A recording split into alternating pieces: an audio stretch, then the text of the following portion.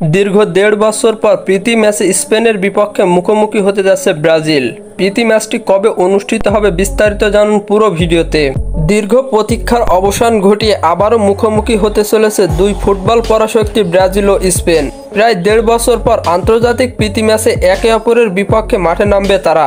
Football ভক্তদের জন্য এটি এক উত্তেজনাপূর্ণ হতে চলেছে, যেখানে দুই দলের ভবিষ্যৎ পরিকল্পনা, নতুন তারকাদের পারফরমেন্স এবং কোচদের কৌশল মিলিয়ে জমে উঠবে ফুটবল ম্যাচটি।